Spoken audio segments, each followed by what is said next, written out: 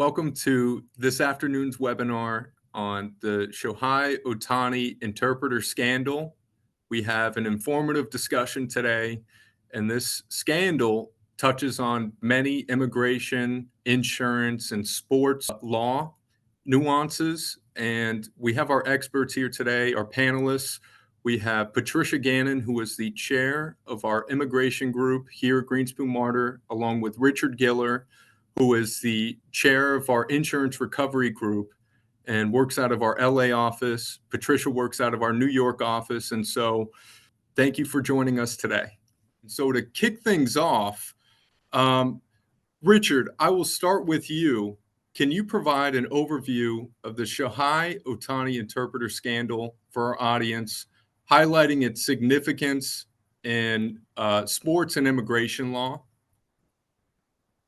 Sure. Thanks for having us. And I'm glad we get to talk about these important topics. Shohei Ohtani began his career in Japan. And in around 2015, he met his interpreter, Ippei Mizuhara. And he was his interpreter when Shohei was with, and I love some of the baseball team names in Japan, but the Nippon Ham Fighters of Japan's Nippon Professional League. Shohei was then signed by the Los Angeles Angels in 2017 and came to the ball club in Southern California at that time. And I think in 2017, he signed a contract with the Angels for about $2.3 million signing bonus, which was a steal, as we've seen by his recent contracts. But Mizuhara, his interpreter, came with him.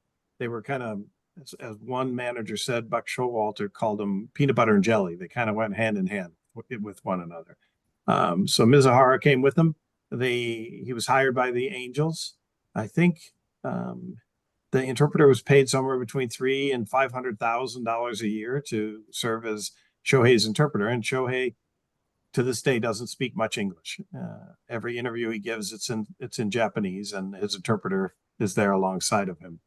There were some questions that have arisen since this scandal about the interpreter getting involved in illegal betting with a bookie in Southern California. But there were some questions about his background. One source said he claimed to have graduated from University of California at Riverside, and the school says they have no record of him doing that. And there are other articles out there that say he claimed to have been an interpreter with the Boston Red Sox, and the Red Sox organization says they've never heard of him either. So there were some issues about perhaps maybe his background and qualifications not being totally accurate, but they came hand in hand. And I think it was earlier this year, the tax division, the what do they call it? There's a IRS division, criminal investigation unit of the IRS, filed a 36-page complaint against Mizuhara in federal court in California, alleging that he had stolen $16 million from Ohtani's personal bank account. It's a lot of money. It's a lot of money, especially when you look at Shohei's contract. So the theft allegedly occurred between November of 2021 and January of 2024. Shockingly, in that time, Mizuhara placed 19,000 wagers, and his average bet was $12,800, but it ranged from $10 to $160,000. And this is if you're sitting down, and both of you are, but everybody else is. During that time, Mizuhara had $142.2 million in winning bets. Unfortunately, he had $182.9 million in losing bets. So he lost $40.7 million to this illegal bookie in Southern California. The federal complaint is shocking when you read it. But the bottom line is he stole $16 million from Ohtani's bank account and gave it over to the bookie to try and pay some of his debts off. So the question becomes, what can Ohtani do about it, and what are the ramifications for professional baseball When you're dealing with foreign players who may not speak English, or English is certainly not their first language. So there are some intricacies and insurance issues and criminal issues, and the case is one of those rare sports cases that triggers all sorts of interesting topics. That's right. And it's clear now this interpreter had a huge appetite when it came to gambling.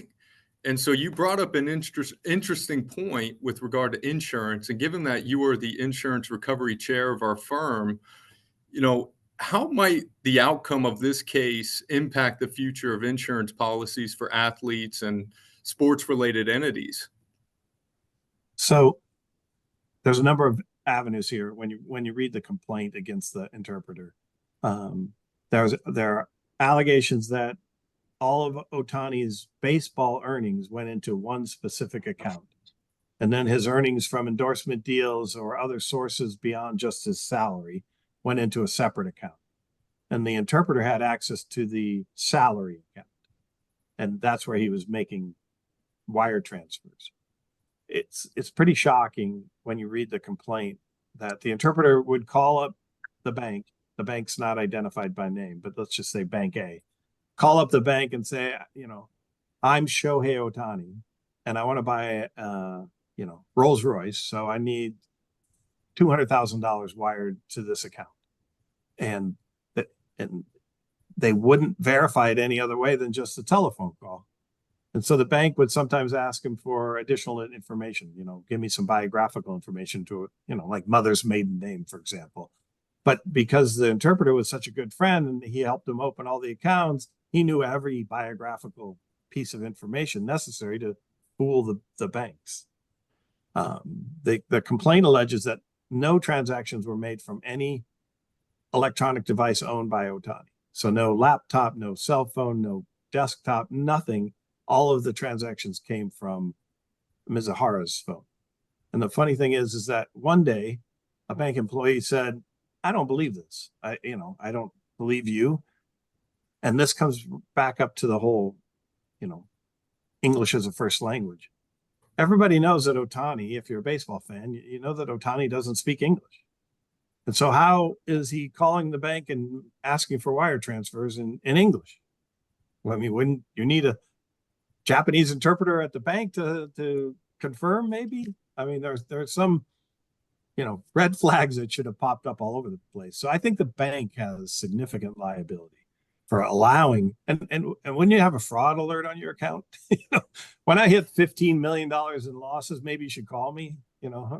I know my fraud alert's set at a much lower level than that, but right. There should have been some kind of alert. And one day the bank actually suspended all transactions. And so after they talked to Mizuhara, who had represented himself to be Ohtani, and Mizuhara called back like half an hour later, talked to somebody else, and because he gave the biographical information, they took the hold off the account, and he was able to transfer more money. There's actually that's unbelievable. That is unbelievable. And now to Patricia, from an immigration law perspective, what are the implications of this case for international athletes? Richard brought up some great points on the language barrier between, banks and him, American banks, and, you have this language barrier. And so, what are your thoughts on international athletes and their support personnel working within the United States? And what are those implications from an immigration law perspective? Well, I think it's very interesting because you have to trust who your personnel is. You have worked with them. They didn't just pick them out of a hat, and in this case,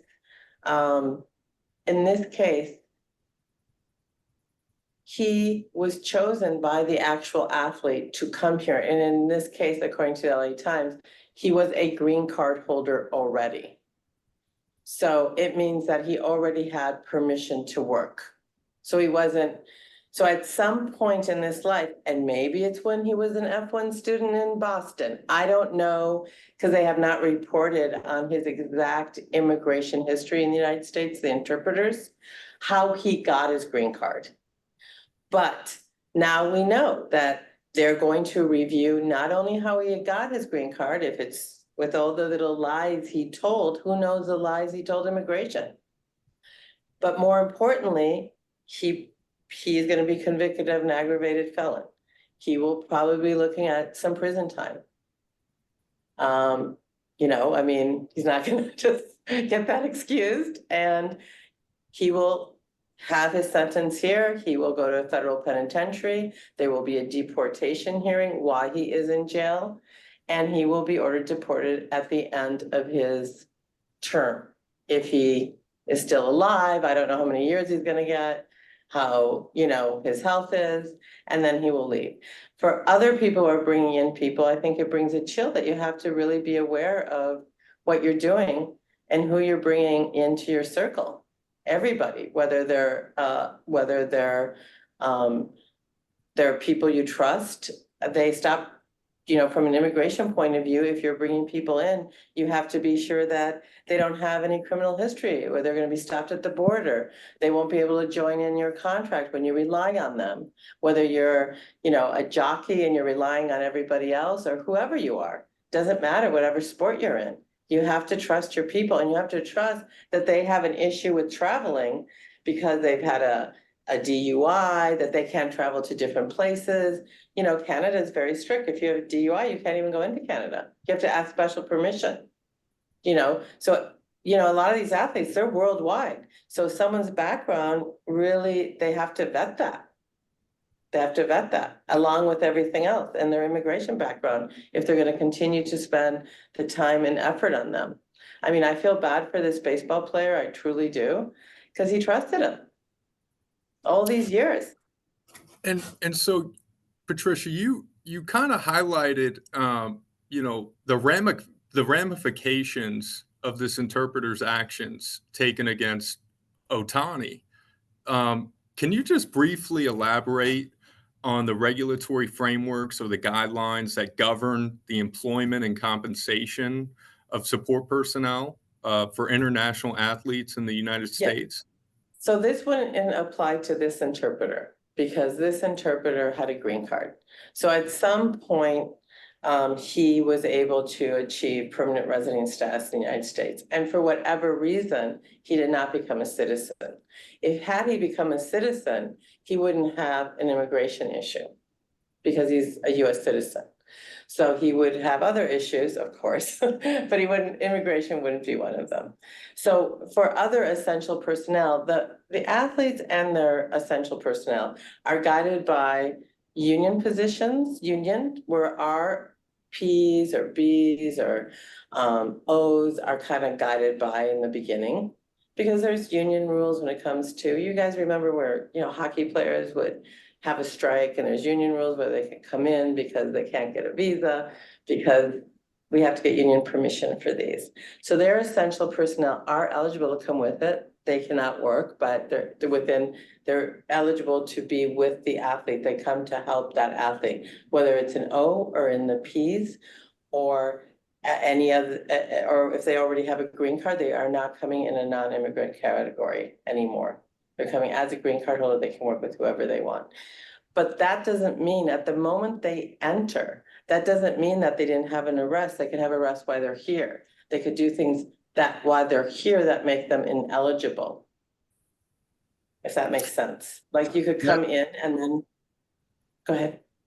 No, it certainly does make sense. And, you know, going back to the insurance perspective and going back to Richard, and taking into account what Patricia highlighted, you know, with regard to the green cards and support staff of international athletes, you know, Richard, how do insurers assess and underwrite risks associated with athletes and sports-related entities, and what factors might they consider in light of this case when it comes to an international athlete?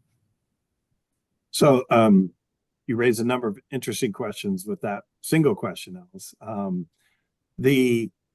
The policies that are most likely implicated here, the insurance policies, don't really relate specifically to athletes. For example, the bank should have errors and omissions coverage, which protects them for screw-ups like what appears to have happened the wire transfers in this case.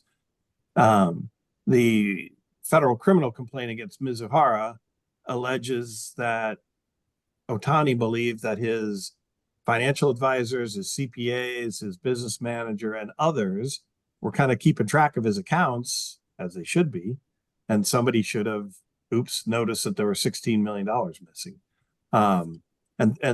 Those professionals would have errors and omissions types coverages as well.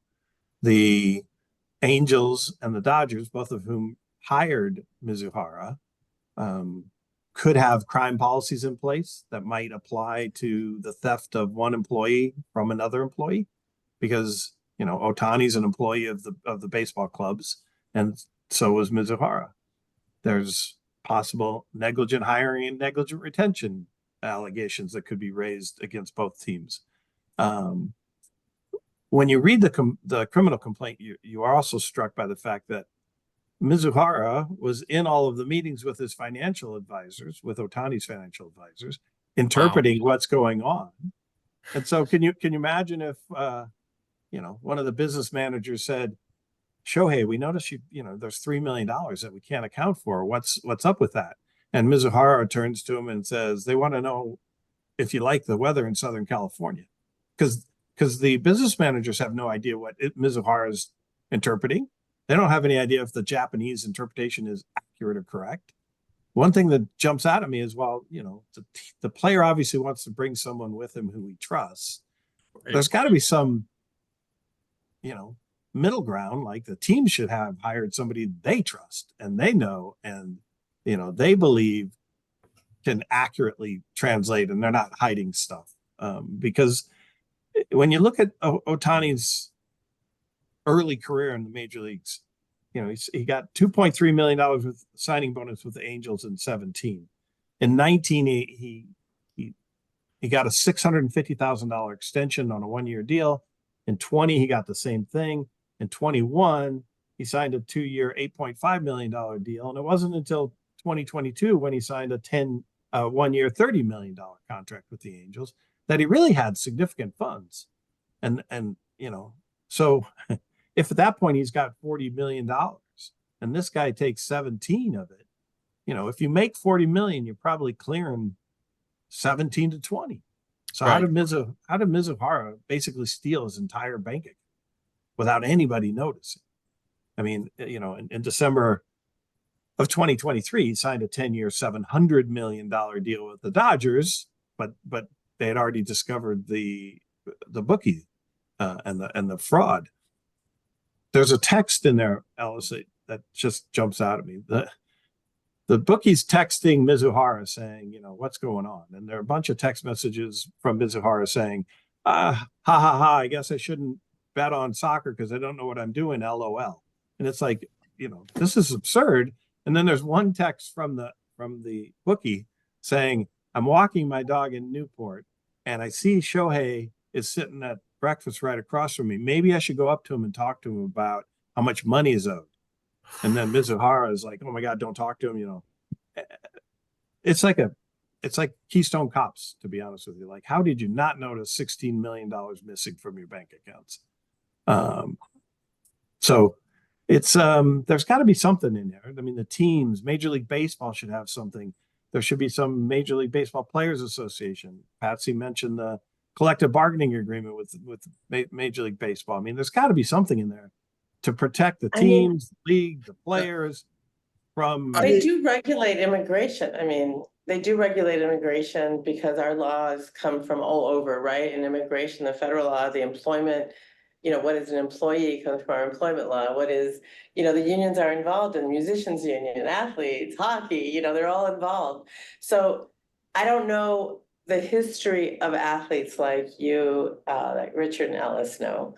And so I don't know if this is commonplace where, maybe not to such funds, but that players trust people that misuse them in terms of agency law or some other thing that haven't touched immigration, only if it goes to court or if there is a breach. I mean, more likely you bring someone over, you don't like their performance in the US and you want to get rid of them. And then the best way to do it, of course, is to bring someone else over, and then you withdraw that petition right away and you make sure that person's no longer working with you. And then if you get really mad at them, I guess you'd call immigration and say, can you pick them up, please, right? Not that they'd listen and, but you would do something like that. But this it just seems this is so incredible. And where are the other, liabilities? Where do they lie? Clearly they don't lie with immigration, because immigration isn't going to know until there's a crime or someone Correct. reports it. They can't, on the border approving a petition, decide that this person will someday be a criminal, right? But Right. is there no other vetting process? Immigration will vet the fingerprinting. We all have gone through the border. We've all got global entry, depending who you are. They vet that way, but they can't vet, it's not Minority Report. They can't vet for what's going to happen in the future. That's right. That's right. And so clearly, there's a need for greater awareness, when it comes to understanding cultural differences and language barriers in professional sports. And so, Patricia, what steps can sports organizations take to ensure compliance with immigration laws and regulations when, recruiting and employing international talent, as well as their personnel, their international personnel that comes over here and may serve as an interpreter or a handler of some sort, as they come into the United States? I mean, any further steps, then how can they keep tabs on what these people are doing? Or should they, I don't know if this would ever happen, and I don't know how the organizations would feel about it if they impose an additional, first of all, I don't know how the taxpayers would feel about it and the lawyers, but let's say there is an additional demand on the agency that once a year they submit to immigration in order to continue their immigration status in the United States, further evidence that they are complying with the rules. Although someone like this who's a real crook, he can probably play that game, right? It's as if no one in the room got their own Japanese interpreter. Like, why didn't they? It's so obvious that even immigration, if they don't understand you, they're gonna get an interpreter. It's pretty easy to do, well, with immigration, but you have all these bankers sitting there. Did anyone decide to get their own Japanese interpreter? Right. That's ridiculous. Or what about this? I think of it, so with immigration, do we put an extra burden on the employer, which in this case would be maybe any athletic league or the union, to say you are now going to have to be our enforcement people? I don't know how that's going to fly. They're going to have to report to you once a year that they've been good boys and girls. Because really, how's anyone going to know until it's broken and then the police are involved? And then everybody knows.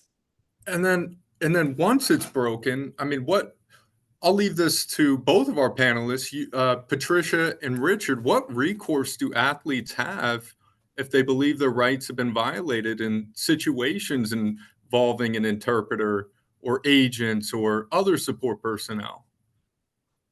Well, I think the players have a recourse. They can file civil litigation to try and get the money back, and that's where the insurance policies would come into play for all of the entities involved. There's no current player who wants to sue his or her current team over a dispute, because you have an ongoing relationship.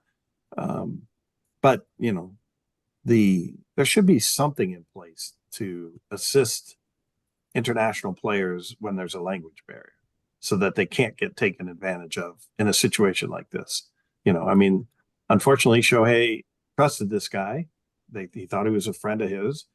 Can you imagine being paid $500,000 a year to be an interpreter for a professional baseball player, where all your other expenses are paid? You're traveling with the team, the flights are paid for, the hotels are paid for, your meals are paid for. It's a $500,000 a year job to be on the field, with one of the superstars of our generation. That's right. It's like if someone said, Babe Ruth, if you could be a buddy and hang out with Babe Ruth for 5 years, what would that be worth to you? People would pay money to do it, let alone get paid $500,000 to do it. But the teams hired him. Maybe the players should have some sort of separate entity that they form and hire the interpreter, and then have insurance that covers any errors or omissions about the interpreter as well. That's one option. Patsy asked earlier, what happens in situations like this? This is one of the first times where an interpreter was involved, but there are instances where business managers steal money from athletes and leave them bankrupt at the end. And so it's usually a lawsuit that goes against the business manager's insurance company. You sue the business manager, then the business manager sues, tenders it to their insurance company, and they either pay or they don't pay. And then, you can get rights assigned to you if you need to as the player. But I think in this instance, Shohei Ohtani could be made whole by insurance policies in place from other people. For immigration, I just think that you'd have to have so many people reviewing it from an enforcement point of view. That would be very difficult to enforce all these players and say, even if they submitted different things, the union or the players submitted certain things. Clearly enforcement, like the FBI, they will prosecute where they can prosecute, right? They'll do their job. So if someone stole from you personally, but the players, like the agents, you always hear about that with musicians too. I just saw the Elvis Presley movie. Honestly, they get really ripped off. And what is their recourse? The actors have the child actors that are now, when their parents took all their money, and here they were like, making millions, and mommy and daddy took everything. So protections, I agree, have to be in place, but these are also adults that, they should have maybe their own, who picks the interpreter? What if you pick the wrong one? Who's supervising these choices? How far are you going to go? If you're an athlete and you say, I picked this person to be, we can get rid of the immigration, but you just have no money left. So how does that make you whole in another realm? They're not going to care that immigration, they got kicked out of the country, right? That's right. That everyone's going to be prosecuted like that. They're going to be, but he stole my money. Well, he can't come into the US. That's all immigration can say. We can watch the borders, but we can't go get the money, right? That's right. So, that's right. And so, Patricia, how do you see the role of interpreters and other support personnel, evolving in professional sports environments, especially, in light of increased scrutiny and legal considerations? Do you think, these players are more or less going to have more protections in place to ensure that those who are around them are going to actually look, in their best interests? I think for immigration, it's hard to get anything changed in immigration, but I think state law, especially certain states where you see there's more athletes, there's more money in these states, they pay their athletes a lot of money, everybody, or musicians, they should definitely have maybe, and again, I don't even know if this will work, because you read cases all the time where other obligations are going to be put on them. So maybe as in immigration, you'd have to look to make sure they have these certifications from these other agencies. Certainly immigration could do that because state law mandates it, but will it really help? We all read with interest what happened to all those women and all those girls for the gymnasts. And they had so much in place for the Olympics and yet breached every time. They had, a checks and balances that was broken. So yes, immigration could say state law requires your personnel or your interpreter to comply with X, Y, and Z, right? They have to report once a week. They have to show whatever it is. In this case, the interpreter I don't even know how an interpreter got access to his financials. That's just a whole different ballgame to me, because he's an interpreter, for God's sakes, numbers are universal. It's not really love, it's numbers, right? That's so right. I don't understand how he even got so into this guy's head. But assuming that's the case, should there be checkpoints where the team manager and the player and the interpreter and all their staff has to be subjected to some sort of extra security. And even then, they wouldn't find it in this case. That's right. And so finally, just one last question, and I'll leave this to both panelists, both Patricia and Richard. And so starting with Richard, what steps can be taken to enhance collaboration and communication between athletes, teams, insurers, legal advisors, financial advisors in order to effectively address the legal challenges and mitigate risks? So one of the things Patsy just brought up was, how did he gain access to Ohtani's accounts? Mizuhara and he became friends. I mean, imagine you're in a foreign country and the only person you really can talk to is your interpreter. So right. He becomes your buddy, he's your friend. Hey, can you help me go set up a bank account? Somebody needs to help me. And then Mizuhara, according to the complaint, changed all the passwords to his account. And changed all the passwords and made a whole separate pseudonym for himself, whole separate email account for himself, and all the notices went there. And Shohei just didn't know.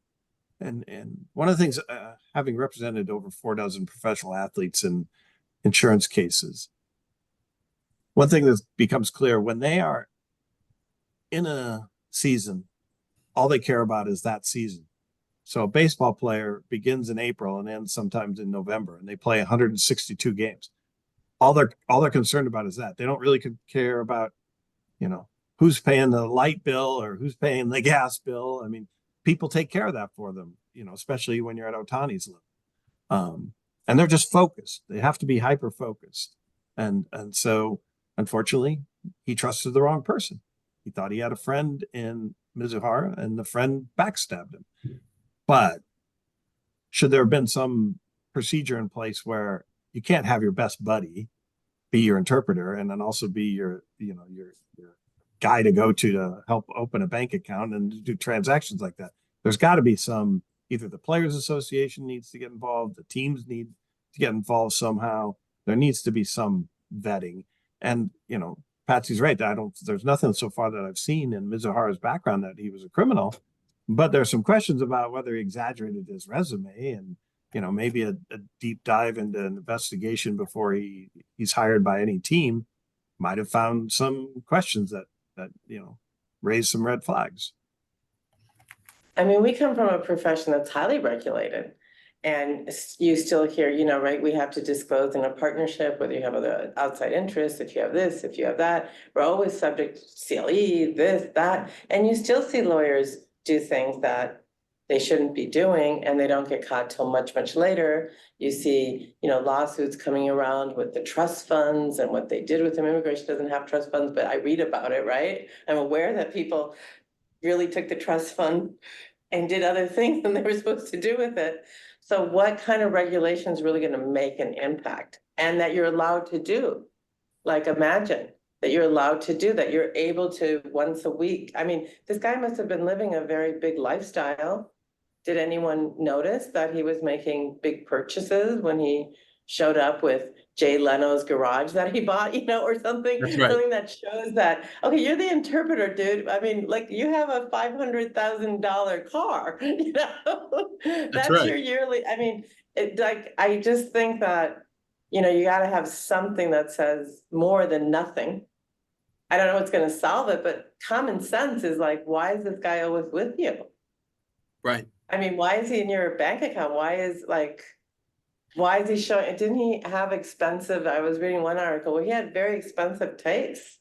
I mean, the guy was wearing like Audemars Piguet watches or something like that, very expensive, And it kind of goes outside the scope of his job as the interpreter, right? Yeah. And so a little suspicious, and to think that nobody would catch it, before this time. I mean, before it got so out of hand, before it got to a point where we're talking 17 million at stake. I mean, this is a big headline right now, and we're going to be keeping track of what happens. But I'd like to thank our panelists, both Patricia Gannon and Richard Giller. And most importantly, I'd like to thank our audience for tuning in. If anybody has any questions, please don't hesitate to reach out.